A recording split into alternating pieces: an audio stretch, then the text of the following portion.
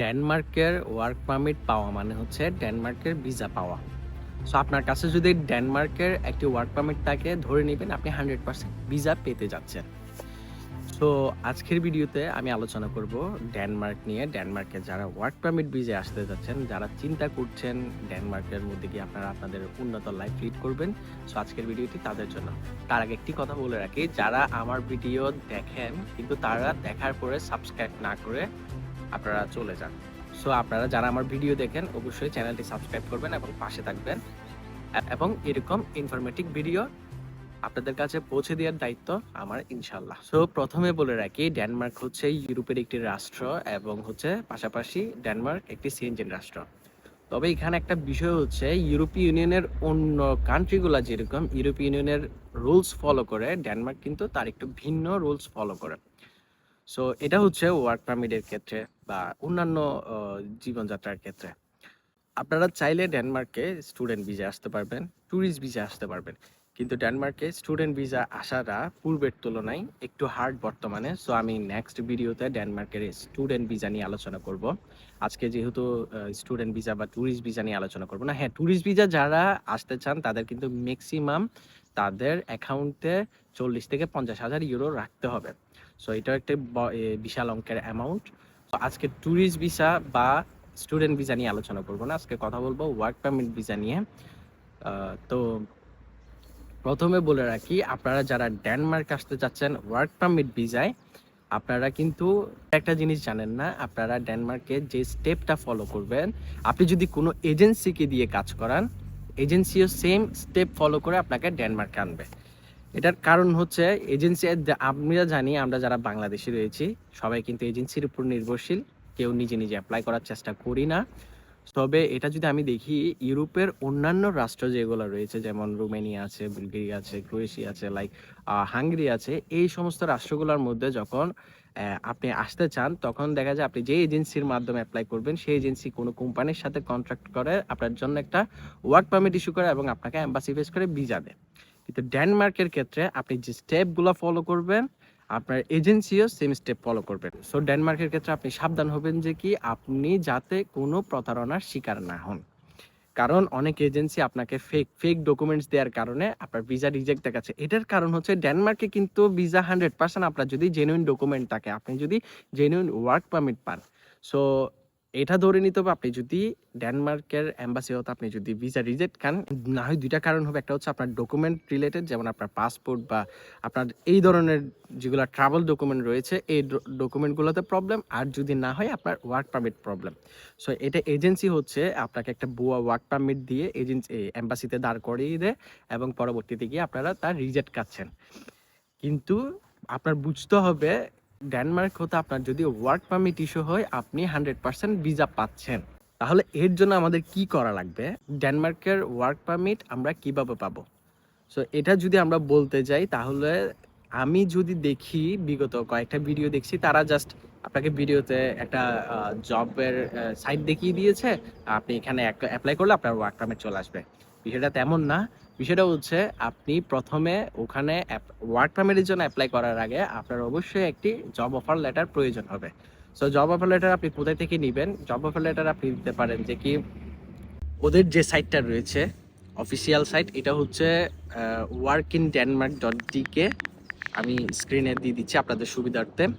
এবং এরপর হচ্ছে আপনারা indeed.com, লিঙ্কডইন অথবা জব ইন্ডেক্স, এই ওয়েবসাইটগুলোতে আপনারা গিয়ে আপনাদের পছন্দের জব সার্চ করবেন লোকেশন দিয়ে, এবং হচ্ছে ওখানে বিভিন্ন রকমের জব ভ্যাকেন্সি পাবেন। সো ওখান থেকে আপনারা সিলেক্ট করে করে অ্যাপ্লাই করতে হবে। সো অ্যাপ্লাই করার জন্য ওখানে আপনাদের প্রয়োজন হবে একটা কভার লেটার এবং হচ্ছে আপনাদের পাসপোর্ট এবং হচ্ছে একটা সিভি। সো এগুলা দিয়ে কিন্তু আপনারা অ্যাপ্লাই করতে পারবেন। অ্যাপ্লাই করার পর যদি আপনারা ইলিজিবল হল, আপনাদেরকে যদি কোনো কোম্পানি জব অফার দেয়, তখন হচ্ছে আপনারা ড্যানিশ যে ওদের গভর্নমেন্ট ওয়েবসাইট রয়েছে, সরকারি ওয়েবসাইট, এটি হচ্ছে নিউ ইন ডেনমার্ক অফিসিয়াল পোর্টালের মাধ্যমে আপনাদেরকে আবেদন করতে হবে। এই সাইটটি পরিচালনা করে একটি Danish agency for international recruitment and integration. এটা আমি স্ক্রিনে দিয়ে দিচ্ছি আপনাদের সুবিধার্থে। সো স্ক্রিনে দেওয়া এই সাইটে গিয়ে আপনারা যে জব অফার লেটার পেয়েছেন, আপনার যে আর প্রয়োজনীয় কাগজপত্র, এগুলো সব দিয়ে আপনারা অ্যাপ্লাই করবেন। সো আমি এই বিষয় নিয়ে একটা ভিডিও বানানোর চেষ্টা করব আপনাদেরকে দেখানোর জন্য যে ফুল A to Z আপনারা কীভাবে ডেনমার্কের ওয়ার্ক পারমিটের জন্য অ্যাপ্লাই করবেন। সো এই ভিডিওটা আমি এতটা লং করব না, এই ভিডিওতে জাস্ট আমি ডেনমার্কের সুবিধা অসুবিধাগুলো তুলে ধরবো। এটা হচ্ছে আপনারা সো এখানে অ্যাপ্লাই করার পর আপনারা যখন আপনাদের ওয়ার্ক পারমিট চলে আসবে, ধরে নেবেন আপনারা 100% ভিসা পাচ্ছেন। এখন হচ্ছে আপনারা ডেনমার্কে কেন যাবেন? সো ডেনমার্কে যাবেন হচ্ছে ডেনমার্কে উন্নত লাইফ লিড করার জন্য খুবই ভালো ফেসিলিটি রয়েছে। এখন এখানে স্যালারি রেঞ্জও ভালো। আপনারা ডেনমার্কে যাওয়ার পর আপনারা এই যে ড্যানিশ ক্রোন রয়েছে তাদের কারেন্সি, এই কারেন্সিতে আপনারা 30 থেকে 50,000 ক্রোন আপনারা ইজি ইনকাম করতে পারবেন। আপনাদের সুবিধাটা আমি ইউরোতে বুঝিয়ে দিই। আপনারা হচ্ছে 5 থেকে 6,000 ইউরো আপনারা ইজিতে ইনকাম করতে পারবেন। এখানে কিন্তু আরও কিছু ব্যতিক্রমী, যেগুলো আমি আগেও বলেছি, যে কি ওরা ইউরোপিয়ান ইউনিয়নের রুলসের একটু ভিন্ন রাস্তা ফলো করে। সো এটা যদি আমি দেখি অন্যান্য ইউরোপিয়ান ইউনিয়নের তুলনায় এখানে ট্যাক্স বেশি, যেটা হচ্ছে আপনি আপনার ইনকামের 35 থেকে 45% আপনার ট্যাক্সই দিতে হবে। এটা হচ্ছে আপনার কাজের উপর বিবেচনা করে।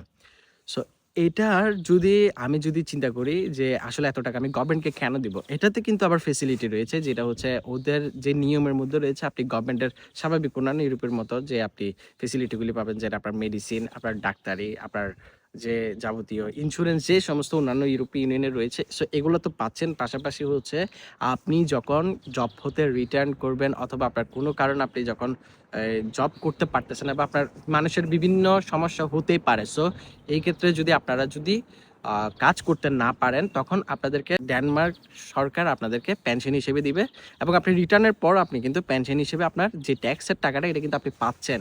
সো এই দিক থেকে বিবেচনা করে দেখা যায় আসলে এই জিনিসটা ভালো। তবে এখানে স্যালারি স্কেলটা কিন্তু যেরকম আপনার ট্যাক্স বেশি, সেই রকম কিন্তু আপনার স্যালারি অনেক বেশি। যেমন আমি বলছি, আপনি যে 5 লাখ থেকে 6 লাখ টাকা আপনি ইজি ইনকাম করতে পারবেন। এর ভিতর হচ্ছে আপনার যে কস্ট রয়েছে, যেটা আপনার লিভিং কস্ট কিন্তু ডেনমার্কেও অনেক বেশি। সো লিভিং কস্ট দিয়েও আপনারা মোটামুটি একটা ভালো অঙ্কের অ্যামাউন্ট সেভিংস করতে পারবেন।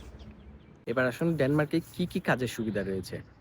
ডেনমার্কে যেসব কাজের সুবিধা রয়েছে সেটা হচ্ছে আপনারা অ্যাজ স্কিল ওয়ার্কার হিসেবে আসতে পারবেন, আপনারা নন স্কিল ওয়ার্কার হিসেবে আসতে পারবেন। অন্যান্য ইউরোপের যে সমস্ত ভ্যাকেন্সিগুলো রয়েছে এখানেও কিন্তু সেম ভ্যাকেন্সি রয়েছে। আপনারা যেমন ক্লিনিং সেক্টর, কনস্ট্রাকশন সেক্টর, এই সেক্টরগুলোতে আপনি আসতে পারবেন। ওয়্যার হাউস, ফুড প্যাকেজিং, এই সেক্টরগুলোতে আপনি আসতে পারবেন এবং স্কিল ওয়ার্কারের মধ্যেও আপনি আসতে পারবেন।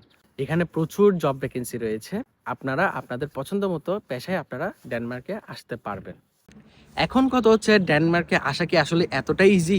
এক কথা বলতে গেলে ডেনমার্কে যে আপনি এতটা ইজি এমনটা না।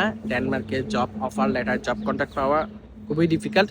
তবে আপনারা যারা এখন বসে আছেন, ইউরোপ আসতে চাচ্ছেন, ঘরে বসে আছেন, আপনারা যদি চেষ্টা করেন, হতে পারে তারা 100টার মধ্যে 10 জন সিলেক্ট করে, কিন্তু এই 10 জনের ভিতরে কিন্তু আপনিও হতে পারেন।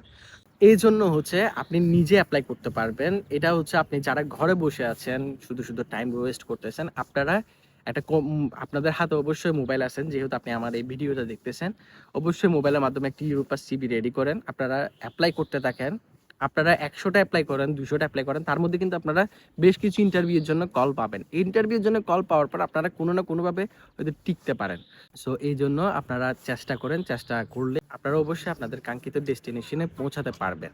তারপর আরও একটা ভালো দিক রয়েছে ডেনমার্কের, যেটা হচ্ছে আপনি যখন আমি ধরেন পোল্যান্ড আসছি, পোল্যান্ড আসার পর আমার টিআরসি কার্ড হতে যে একটা সময় লেগেছে, এখানে কিন্তু আমার কার্ড হতে ম্যাক্সিমাম 1 বছর সময় লেগেছে। আমার যদি পিআর এর গণনা করা হয়, সেক্ষেত্রে আমার 1 বছর পর থেকেই কার্ড যেদিন পেয়েছি, যেদিন আমার ডিসিশন এসেছে, সেই দিনের পর থেকে আমার 5 বছর গণনা করতে হবে। কিন্তু ডেনমার্কের ক্ষেত্রে আপনি যখন বাংলাদেশ থেকেই ভিসা পাচ্ছেন, তখন থেকে আপনার কাউন্ট শুরু এবং এর 5 বছর পর আপনি সিটিজেনের জন্য এলিজিবল। বাকিটা হচ্ছে আপনি ডেনমার্কের পাসপোর্ট, সিটিজেন, এগুলো ইউরোপের অন্যান্য রাষ্ট্রের মতোই সেমই। 5 বছর পর আপনি পাবেন ওদের ভাষা পাল্টে, আপনার যে ওদের কন্ডিশনগুলো আপনি ফিল আপ করতে পারলে আপনারা সিটিজেনের জন্য এলিজিবল। আজকে ডেনমার্ক নিয়ে এইটুকুই ছিল। আপনারা ডেনমার্কে যারা আসতে চাচ্ছেন, আসলে হার্ড এমনটাও না, আবার একদম ইজি এমনটাও না। আপনারা চেষ্টা করলে অবশ্যই ডেনমার্ক আসতে পারবেন। ঘরে বসে না থেকে আপনারা ডেনমার্কের জন্য অ্যাপ্লাই করুন এবং আমি নেক্সটের ভিডিওতে আপনাদের জন্য অবশ্যই ডেনমার্কের যে স্টেপ বাই স্টেপ আপনারা কীভাবে অনলাইনে অ্যাপ্লাই করবেন এই ভিডিও নিয়ে আসার চেষ্টা করব। আজকে এই পর্যন্ত। ধন্যবাদ, ভালো থাকবেন সবাই। আসসালামু আলাইকুম।